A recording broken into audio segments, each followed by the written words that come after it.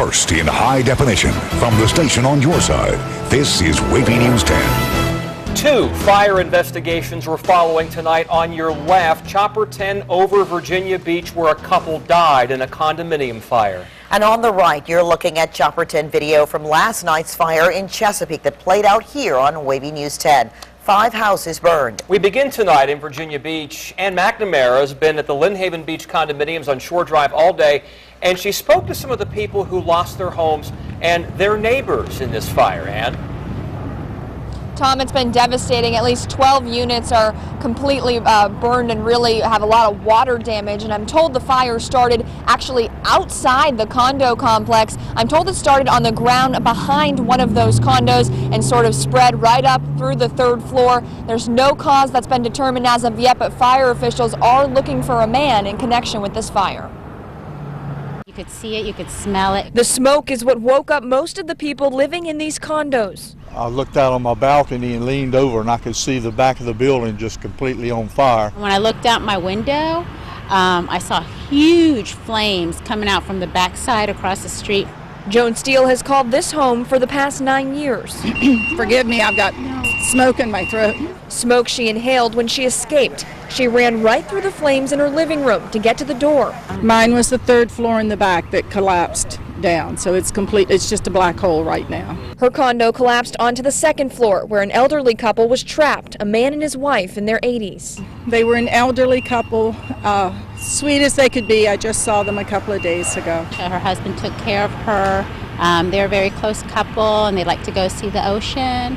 And in the midst of mourning, their neighbors know they're lucky to be alive, to have a second chance. My son's on his way up from Savannah to be with me, to help me start again. Start all over, that's what they'll have to do. All of their things burn, but as they say, things can be replaced. Now, I'm told that some of the residents went door to door banging their fists trying to get people out. They could not get that couple out, obviously. Fire officials still have not released the couple's name. They tell us they're waiting to notify the next of kin. And coming up at 5:30, hear from a longtime friend of this couple, a very compelling story about the special connection they shared and why today's news was even more upsetting because of that connection. I'll have that story coming up at 5:30. For now, live in Virginia Beach, I'm Ann McNamara. 10 on your side. And 10 on your side viewers, many of you used Report It to send in video and photos from this morning's fire, and we have some incredible pictures. You'll find a slideshow on WAVY.com. You watched live from Chopper 10 on WAVY News 10 yesterday as winds fueled the flames that roared through 5 homes on Sweetleaf Place in the Greenbrier area near Chesapeake City Park. And 10 on your side's Andy Fox has been on the ground all day. Now, Andy, we know investigators have completed their work, but do we know what caused this inferno? We still don't have the cause. The investigators have finished their on-site investigation, still waiting for that cause and exactly how this started. Here's what we do know, the role that the wind played.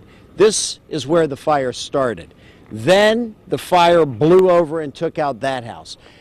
Heavily damaged the one over there. Then the wind shifts, starts coming back up this way, and you can see it takes out that house right there.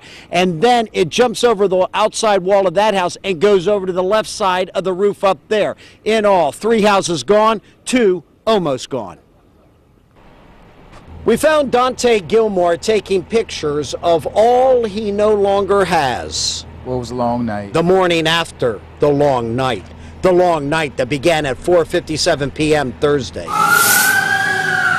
Fire racing up and down the street from Chopper 10 there on the left. The Gilmore home on fire, gone. It began as a small fire next to the Gilmore home at 627 Sweetleaf Place. Something minor going on, she thought it was. The neighbors were outside saying, maybe you want to move your car. And I guess the wind caught it, and the intensity of the fire just went from house to house. As we can see later on, it grew and grew and grew. Fire stopped its burning flight here, sparing Doug Stump's house next door. When it gets over to this house, and it's right next to your house, do you think your house is going to? Absolutely, absolutely. We, I had my son, my 9-year-old son, we had gone over in the corner and literally dropped to our knees and just prayed. Just prayed, that's all we could do. The story of 2 houses, one spared, the other gone. Everything's completely gone in there. But the insurance company, they've been on top of it. It was an amazing feeling, but one I had to keep inside because seeing my neighbors and knowing what they were going through was difficult. Yeah, very difficult. That's the Gilmore house there. Mr. Gilmore's out here. He's been talking with the insurance people all day, as everyone out here has. We'll have more on this, just this horrific scene that was out here yesterday, out here in Chesapeake. We'll have more coming up tonight on WAVY News 10 at 6. In Chesapeake, Andy Fox, 10 on your side. And 10 on your side also received video and a lot of pictures from last night's house fires and reported at WAVY.com. And you will find those photos on WAVY.com. The military identified the Marines killed in a training mission with the Norfolk-based USS Iwo Jima. Corporal Robbie Reyes and Corporal Derek Kearns were both Marine Medium Tilt Rotor Squadron 261, Marine Aircraft Group 26 based at New River, North Carolina. They died when their MV-22 Osprey crashed on Wednesday in Morocco. 2 other Marines were hurt. The crews were taking part in a joint U.S.-Moroccan military exercise called African Lion. The cause of the crash is under investigation. The USS Iwo Jima Amphibious Ready Group deployed from Naval Station Norfolk on March 27th. Norfolk police are turning to you to help them solve a deadly shooting. Police found 2 people shot around 4 p.m. Thursday on Herbert Street. 38-year-old Kendrick Scoggins died at the scene. The second victim was treated at the hospital, then released. So if you know anything about what happened at that time, call the crime line. Virginia Beach police say that a man threw a puppy off a second floor hotel balcony. Officers arrested Enrico Ferrugio and charged him with 2 counts of animal cruelty. Investigators say he also threw another dog from a car last month. Detectives say Ferrugio was arguing with a woman at the Econo Lodge on Bonnie Road last week when he grabbed the puppy from her arms and tossed the animal. The 3-month-old puppy was in critical condition when he was taken to a local emergency veterinary hospital for treatment. Now the dog is recovering in the care of an animal foster parent and will need further medical care. New developments in 10 on your side's Toll Watch. Tolls at the Midtown and downtown tunnels are picking up speed in a manner of speaking. The U.S. Department of Transportation approved a $400 million loan for a new Midtown tunnel.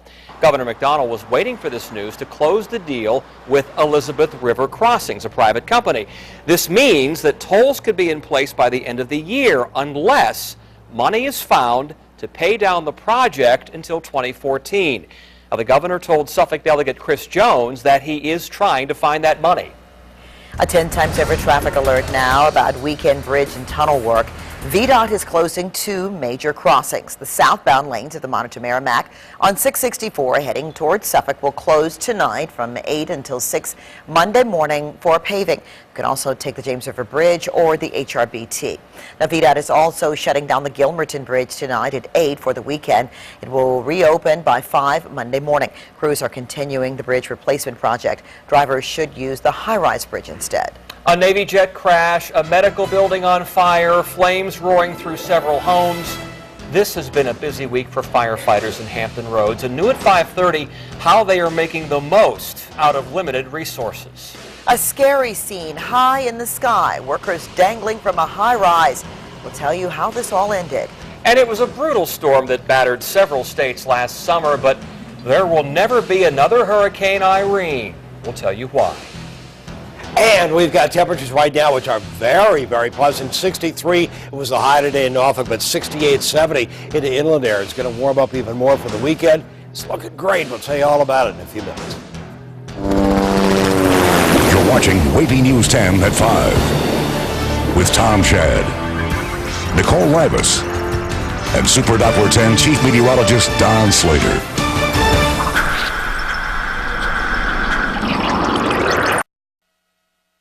The FBI is now investigating the shooting deaths of 2 Coast Guard members at a communication station in Alaska.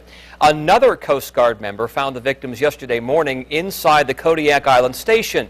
Investigators believe this is a double homicide. No suspects have been identified yet. Crews rescued 3 workers dangling from a high-rise in Manhattan today. The workers were outside on the 15th floor of the building washing windows when the scaffolding collapsed. Witnesses say that rescue crews pulled them to safety through the 17th floor windows. Still not known what caused the scaffolding to fall. None of the workers were hurt. Good night, Irene. The World Meteorological Organization retired that name from the official list of Atlantic storm names. In 2011, Hurricane Irene killed 49 people in the U.S., Caribbean, and Haiti and caused more than $15 billion damage. The National Oceanic and Atmospheric Administration says the name Irene will be replaced by Irma. Irene is the 76th storm name to be retired since 1954. Sunday marks 100 years since the luxury cruise liner Titanic sank and more than 1,500 people lost their lives. How the disaster is being remembered on both sides of the Atlantic. And it's been 1 week since a Navy jet crashed into a Virginia Beach apartment complex.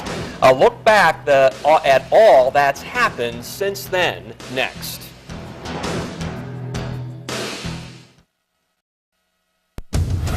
One week ago, the lives of dozens of Virginia Beach residents were changed after a Navy jet crashed into an apartment complex.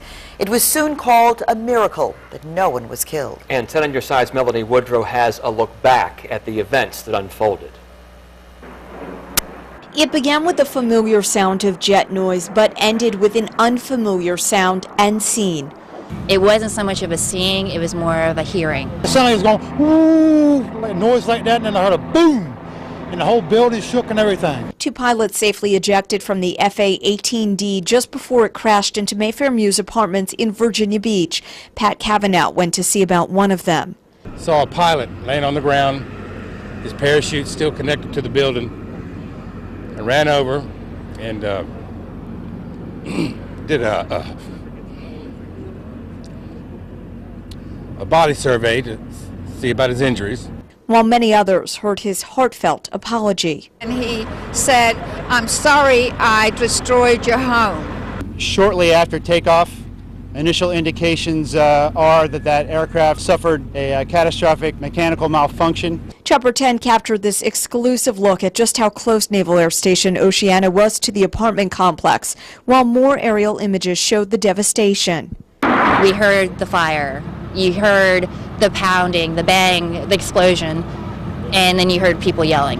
By Monday, 4 days after the crash, the Navy compensated residents with checks to cover their immediate expenses.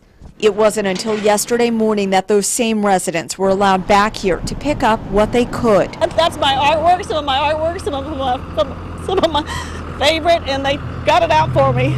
It's here. Here's my father, and just I never would have imagined that these precious things would come out of this. Precious things and precious lives, not one taken by the crash. Melanie Woodrow, 10 on your side.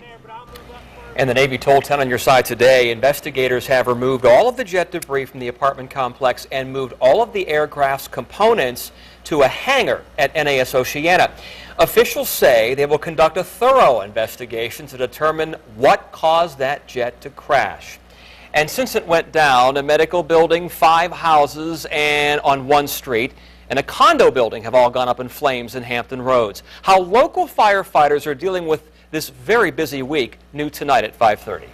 It's been 100 years since the unthinkable happened to what was thought to be the unsinkable, the Titanic. On April the 14th, 1912, at 11:20 p.m., the Titanic struck an iceberg and sank 2.5 hours later during the early morning hours of the 15th. Descendants of those on board and people just curious about the disaster a century later are now commemorating the event. People are flocking to cemeteries that are the final resting places for the victims. They're also boarding cruise ships to take them into the North Atlantic, where the Titanic lies on the ocean floor. I just found the whole experience very moving and very touching. Tonight at 5:30, a North Carolina woman's father was on the Titanic when it sank. She has the memories on record. Hear how the man and his family survived. Go to WAVY.com and click on the U.S. News page, and you can look at photos from the Titanic and test your knowledge of Titanic trivia. Now, in high definition, your Super Doppler 10 forecast with Chief Meteorologist Don Slater. Seems like it's not as chilly so far. Yeah, but it's still too chilly for me. It is. It's kind of for this time of year, anyway. Yeah, it's not bad. You can almost have the windows open. Almost. That's but the tomorrow. Yeah, exactly. But tomorrow we are looking at some very, very pleasant temperatures. Some inland areas, though, pretty close to 70 degrees today. Hardly a cloud in the sky. No rainfall in sight. Obviously, it's been very, very dry. And really, with all the wind that we've had lately, not today, obviously, we've been kind of watching out for brush fires. Haven't seen that. And we've seen all these structural fires lately. I want to show you what's going on as far as how we're doing for precipitation. This is for Norfolk, and we were well below normal in January, slightly above normal in February, and then below normal for March and April. And so far for the year, about 4 1/3 inches below normal. Elizabeth City had a huge deficit in terms of rainfall for last year. Norfolk was above normal, but Elizabeth City was around 10 inches below normal for the year. And so far this year, it's only around 1.86 inches below normal, so it's not huge. We could still use some rainfall for anywhere within the region, and we are not likely to see any coming up over the weekend. It's going to be a much warmer weekend tomorrow, mid-70s and even warmer than that by Sunday. Now, over the weekend, there's also likely to be some very big thunderstorms going on from northern Texas up through Oklahoma on up into eastern Nebraska as well, but we're not likely to see any of that. The dying remnants of that could move through coming up by about Wednesday, but lots and lots of sunshine for most of the weekend. Here's where we are, 9 o'clock in the evening, a light east-southeasterly wind becoming southwesterly and staying southwesterly during the day for tomorrow. And that's going to warm things on up. And it'll likely get a little bit more breezy during the afternoon hours coming up tomorrow, and especially on Sunday. Now, we'll start the day on the cool side, mid to upper 40s, around 50 degrees. But look at this, 72, 73, 75 degrees. We'll average things out tomorrow around 74 for us. And again, a bit breezy during the afternoon, around 10 to 15, but gusting higher at times. And then we get into Sunday. It'll warm up even further, 60, 61 at 7 o'clock in the morning. And in the middle of the day, here's where we are at 2 o'clock in the afternoon, 77, 78, 80 degrees. And again, upper 70s around 80 even at 3 o'clock in the afternoon. It'll stay warm into Monday and Tuesday as well. So again, we've got some very, very warm conditions beginning to move in really right now. And they'll really move in tomorrow and especially Sunday. A look at our tower cam on a time-lapse sequence. If you look closely, you can see traffic moving. Otherwise, you can hardly see a cloud in the sky. Temperatures low 60s, but then we've got some mid-60s farther inland right now. And really, our high temperature is 68, 70 degrees into some inland areas during the day today. So very, very pleasant day. But it gets pleasanter coming up over the weekend. A little cool overnight, 44, 46 degrees for an overnight low. Fire danger is likely to be high again over the weekend. Now we're going to see mid-70s for tomorrow, around 80 degrees for most of us on Sunday. It'll be a little breezy in the afternoon for tomorrow, but out and out windy on Sunday. So do take care of your backyard barbecue. Anything going on, especially on Sunday, 79 degrees, 81 on Monday, and our first chance of rain is not real big, but it looks like that'll happen early in the day on Wednesday. We're on your side with a rental scam warning, how thieves are taking advantage of homeowners and potential renters, and how you can avoid becoming a victim. No one is celebrating after a much anticipated and controversial rocket launch in North Korea. How the UN is responding tonight at 5:30.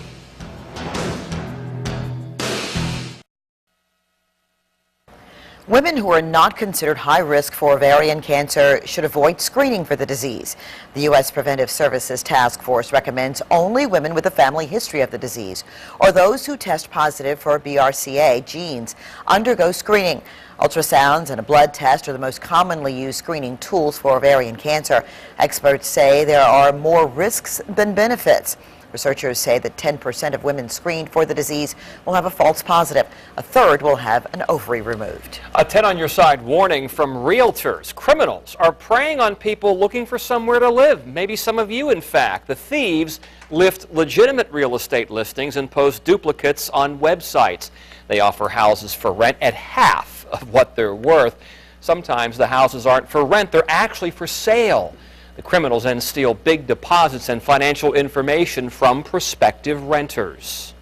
They'll ask for deposit, first month's rent, an application, and then they'll say, we just need the application because we just need your emergency information and things. 2 or 3 days later, they find out, one, the house is either occupied or they contact the agent who actually has the sign in the yard.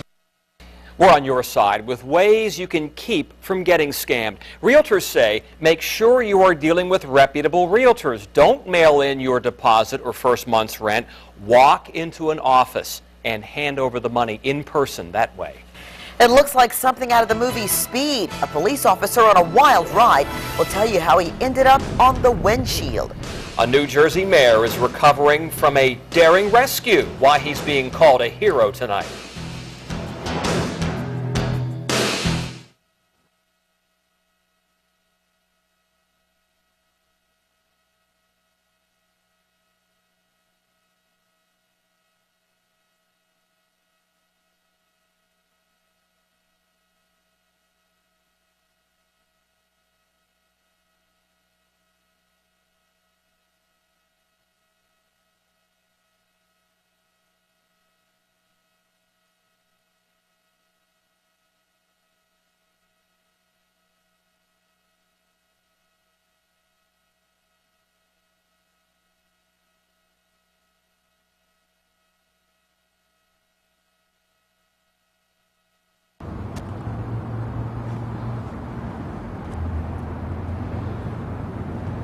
Clearly, this has been a challenging week for first responders in Virginia Beach, but as tough and demanding as it has been, the fire department is quick to point out that they're not the victim. It is the people who have suffered through these ordeals that have endured the most.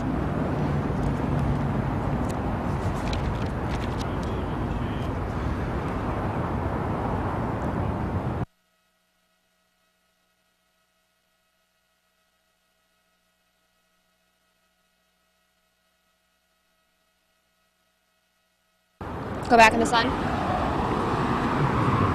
Check, check, check, check, check, check, check, check, check.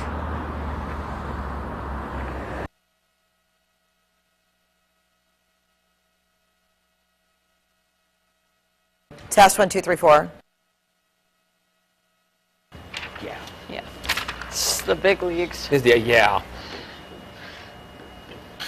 It's all the same. Testing 1, 2, 3, 4, 5, 6.